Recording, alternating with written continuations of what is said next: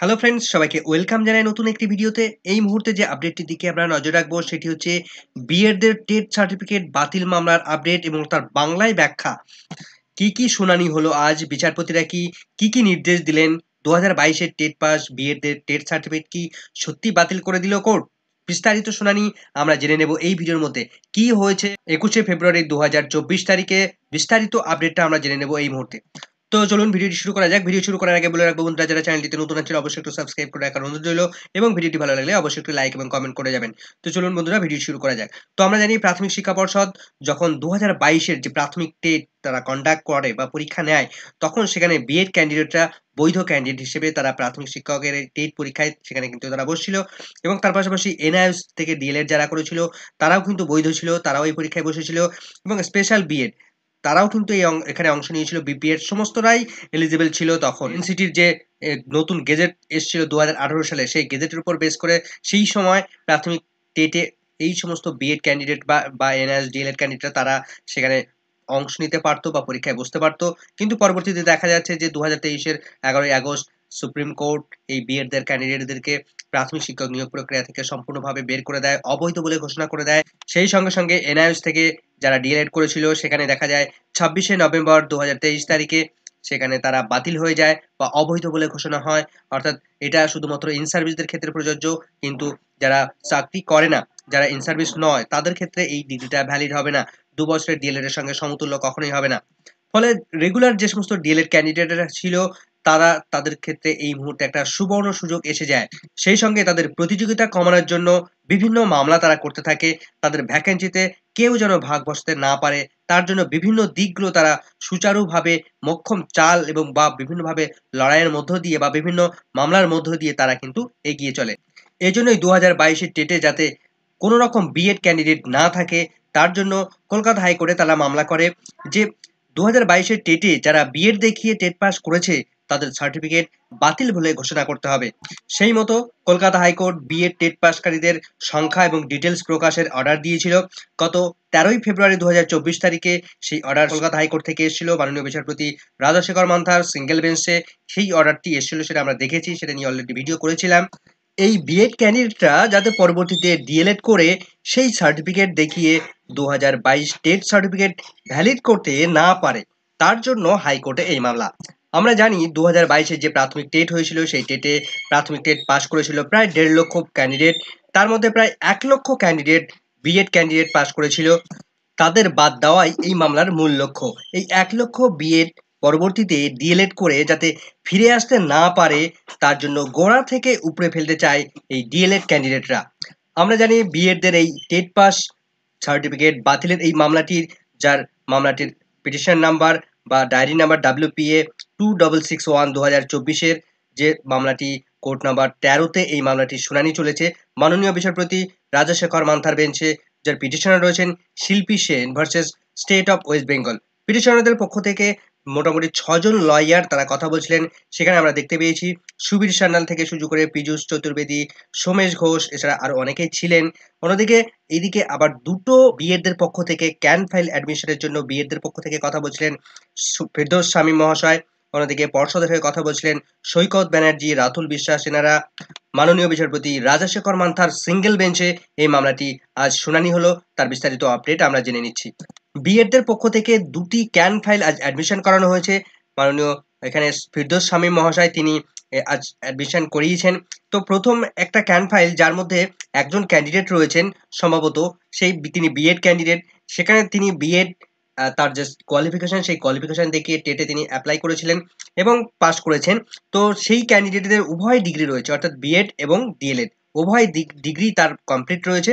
কোর্টে অ্যাপিয়ার করেছেন, তার কারণ যাতে করে তার টেট সার্টিফিকেট যাতে ভ্যালিড হয়, যাতে করে বাতিল না করে কোর্ট, তার জন্য তিনি কিন্তু কোর্টে আজ একটা ক্যান ফাইল হয়ে অ্যাডমিশন করেছেন নিজে।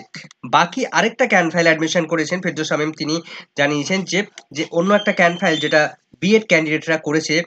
এই সমস্ত বিএড টেট পাসকারী ক্যান্ডিডেটরা এই মুহূর্তে তারা ডিএলএড ট্রেনিং করছেন, ট্রেনিংরত অবস্থায় রয়েছেন। তাদের ট্রেনিং প্রায় 1 বছর তারা কমপ্লিট হয়ে গেছে। তারা দেখা যাচ্ছে যে 2023-25 ডিএলএড 2023-25 সেশন চলছে। সেই সেশনে তারা ডিএলএড এ অ্যাডমিশন নিয়েছেন। তাদের দাবি, যেহেতু তারা ডিএলএড করছে এই মুহূর্তে, সেহেতু তাদের টেট সার্টিফিকেট যাতে ভ্যালিড রাখা হয়, যাতে অবৈধ না করে দেয় কোর্ট, কোনোভাবেই যেন তাদের টেট সার্টিফিকেট বাতিল না হয়, তার জন্যই তারা একটি ক্যান ফাইলের মাধ্যমে তারা আজ কোর্টে অ্যাডমিশন নিয়েছেন। আমরা যদি সরাসরি কলকাতা হাইকোর্টের ওয়েবসাইটে যাই, তাহলে আমরা দেখতে পাবো মামলাটির বর্তমান স্ট্যাটাসটা কি পজিশনে রয়েছে। যেটা দেখা যাচ্ছে যে এখানে দেখতে পাচ্ছি আমরা কেস নাম্বার দেওয়া রয়েছে, যার ফাইল নাম্বার হচ্ছে 2649/2024 এবং যার রেজিস্ট্রেশন নাম্বার 2661/2024। এখানে আপনার ফার্স্ট হিয়ারিং হয়েছিল 8 ফেব্রুয়ারি 2024 তারিখে। আজকের ডেটটা এই মুহূর্তে এখানে তুলে নেওয়া হয়েছে। এই মুহূর্তে এই আপডেট রয়েছে, নেক্সট হিয়ারিং ডেট এখনো পর্যন্ত নেক্সট হিয়ারিং এর ডেট এখনো দেওয়া হয়নি এখানে টু বি মেনশন। এখানে দেখুন সিঙ্গেল বেঞ্চ, মাননীয় বিচারপতি রাজাশেখর মান্তার বেঞ্চ। এদিকে মামলাটির পিটিশনার রয়েছেন এখানে শিল্পী সেন, তার হয়ে কথা বলছিলেন কুন্তল রায়। অন্যদিকে রেসপন্ডেন্ট হিসেবে রয়েছে স্টেট অফ ওয়েস্ট বেঙ্গল। দেখুন এখানে একটা আইএ ডিটেলস দেওয়া রয়েছে, দুটো ক্যান ফাইল অ্যাডমিশন করানো হয়েছে, ক্যান 1 এবং ক্যান 2 দুটি ক্যান ফাইল অ্যাডমিশন করানো হয়েছে ফিরদৌস শামীম মহাশয়ের দ্বারা। তো এখানে আপনারা দেখতে পাচ্ছেন তার অ্যাডমিশনের ডেট হচ্ছে 20/2/2024 তারিখে, অর্থাৎ গত পরশুদিন কিন্তু এই আপনার অ্যাডমিশন করানো হয়েছে এবং নেক্সট ডেট অর্থাৎ গতকালকেই কিন্তু এই নেক্সট ডেট ফেলেছিল এবং বর্তমানে পেন্ডিং অবস্থা রয়েছে। মামলাটির অর্ডার কপি এখনো আপলোড হয়নি। লাস্ট 13 ফেব্রুয়ারি 2024 অর্ডারটি এখনো পর্যন্ত আপলোড হয়ে আছে। গতকালকে যে 21 ফেব্রুয়ারি যে অর্ডারটা এসছে, সেই অর্ডারটা এখনো পর্যন্ত আপলোড হয়নি। এরপর কোর্টরুম থেকে যে আপডেটটি উঠে আসে সেটা আমরা জেনে নেব যে ডিএলএডদের জন্য 3 সপ্তাহ সময় বেঁধে দেওয়া হয়েছে। ডিএলএডদের বেশ কিছু বিষয় তাদের অভিযোগ রয়েছে। কি কি বিষয় অভিযোগ রয়েছে সেই বিষয়গুলো তাদের বিস্তারিত, কোন কোন পয়েন্ট বলা রয়েছে, তারা কি কি বিষয়গুলো তুলে ধরতে চায় কোর্টের সামনে, সেই বিষয়গুলো তারা এফিডেভিটের মাধ্যমে তারা জমা করতে বলা হয়েছে।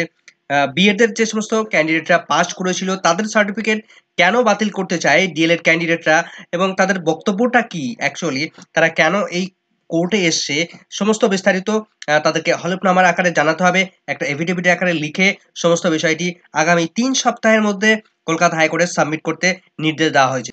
ডিএলএডদের এই এফিডেভিট বা হলফনামা কোর্টে জমা করার পর তারপর যে সমস্ত বিএড ক্যান্ডিডেটরা আছে তাদের যদি কিছু বলার থাকে, তাহলে কিন্তু তাদের জন্য কোর্ট একটা সময় নির্ধারিত সময় বেঁধে দিয়েছে। তাদের কি কি বিষয়ে তাদের অ্যান্সার দেওয়া রয়েছে, কোন কোন পয়েন্টগুলো তারা তুলে ধরতে চায় বা বাদী বিবাদী পক্ষে উভয় পক্ষে তারা বিপক্ষে কি কি মত দিতে চায়, অর্থাৎ ডিএলএডদের যে পয়েন্টগুলো তুলে ধরবে বা তার বিপক্ষে তার প্রতিবাদ স্বরূপ তারা কি কি পয়েন্ট তুলে ধরতে চায়, তার জন্য তাদেরকে 2 সপ্তাহ সময় দেওয়া হবে। অর্থাৎ ডিএলএডদের এফিডেভিট সাবমিট করার পর তারপর সেই পয়েন্টগুলো তুলে ধরে বিএড ক্যান্ডিডেটরা অ্যানালাইসিস করবে, অ্যানালাইসিস করে 2 সপ্তাহের মধ্যে তারা একটা এফিডেভিট জমা করবে কলকাতা হাইকোর্টে। এরপর মাননীয় বিচারপতি রাজাশেখর মান্তা তিনি একটা ফাইনাল সিদ্ধান্তে আসবেন, তখন তিনি ফাইনাল একটা জাজমেন্টের দিকে এগোবেন। তবে মাননীয় বিচারপতি তখন তিনি জানতে চেয়েছিলেন যে কেন তারা টেট সার্টিফিকেট বাতিলের জন্য এই কোর্টে এসছে, কোর্টে কেন আবেদন করতে হলো টেট সার্টিফিকেট বাতিল করার জন্য, কেনই বা তাদের মূল দাবিটা কি। তখন মামলাকারীদের বিরুদ্ধে হয়ে বিচারপতিকে তারা জানান সমস্ত বিষয়টা এবং ডিটেলসে বোঝানোর চেষ্টা করেন যে 11ই আগস্ট 2023 তারিখের পর বিএডরা আর কোনো মতেই প্রাথমিক শিক্ষক নিয়োগ প্রক্রিয়ায় অংশ নিতে পারে না, তারা সম্পূর্ণভাবে অবৈধ। এমনকি এনআইএসডিএলএড যারা করেছে তারাও কিন্তু অবৈধ, সুপ্রিম কোর্ট তাদের অবৈধ বলে ঘোষণা করেছে। সুতরাং তারা এই টেট পাস হয়ে রয়েছে, তারা এই বিএড বা এনআইএসডিএলএড ট্রেনিং দেখিয়ে তারা টেট পাস করেছে। তারা যেহেতু এই মুহূর্তে টেটে বসতে গেলে ট্রেনিং একটা যে কোনো কোয়ালিফিকেশন প্রয়োজন হয় বা অ্যাপিয়ারিং হিসেবে প্রয়োজন হয়, সেক্ষেত্রে তাদের যদি এই বিএড বা এনআইএসডিএলএডকে অবৈধ বলে দেওয়া হয়, অবৈধ বলে ঘোষণা করে দেওয়া হয়, তাহলে কিন্তু তাদের হাতে কোনো রকম ট্রেনিং কোয়ালিফিকেশন থাকে না। সেক্ষেত্রে তাদের ওই টেট সার্টিফিকেটও কিন্তু অবৈধ বলে মান্যতা দেওয়া হয় বা অবৈধ হয়ে যায়। তখন তারা সুপ্রিম কোর্টের অর্ডারগুলো তারা সেখানে সাবমিট করেন। 11ই আগস্ট সুপ্রিম কোর্ট যে অর্ডার দিয়েছিল সেটা তারা সাবমিট করেন এবং 26শে নভেম্বর এনআইএসডিএলএড এর যে অর্ডার দিয়েছিল সুপ্রিম কোর্ট সেটাও তারা দেখান। তখন মাননীয় বিচারপতি সামগ্রিক বিষয়টা বোঝার চেষ্টা করেন এবং বুঝে তিনি বলেন যে সমস্ত বিষয়টা আপনারা একটা এফিডেভিট আকারে লিখে জমা করবেন। আগামী 3 সপ্তাহের মধ্যে আপনাদের সমস্ত বক্তব্য লিখে কোর্টে পেশ করবেন। এরপর বিএডদের একটা সময় দেওয়া হবে। বিএড এবং ডিএলএড উভয় পক্ষের সামগ্রিক দিক বিচার করে উভয়ের এফিডেভিট জমা দেওয়ার পর মাননীয় বিচারপতি রাজাশেখর মান্তা তিনি কিন্তু একটা ফাইনাল আউটকামে আসবেন, ফাইনাল ডিসিশনে আসবেন। তারপর কিন্তু একটা বা দুটো হিয়ারিং একদম হয়ে গেলেই কিন্তু মোটামুটি এই মামলাটির একটা ফাইনাল আউটকামে চলে আসবে। মাননীয় বিচারপতি তখন কিন্তু একটা ফাইনাল সিদ্ধান্ত তিনি জানিয়ে দেবেন। তবে এই মুহূর্তে মামলাটির গতি প্রকৃতি দেখে কাদের পাল্লা ভারী, বিএড না ডিএলএড, সেটা কিন্তু এখনো বলার সময় আসেনি। দেখা যাক কলকাতা হাইকোর্ট কি করে, সেদিকে আমাদের নজর থাকবে। পরবর্তী আপডেট পেলে অবশ্যই আপনাদের সঙ্গে শেয়ার করব। ভিডিওটি ভালো লাগলে অবশ্যই একটু লাইক এবং কমেন্ট করে যাবেন। চ্যানেলটিতে নতুন হলে অবশ্যই একটু সাবস্ক্রাইব করে রাখার অনুরোধ রইল। সকলকে ধন্যবাদ।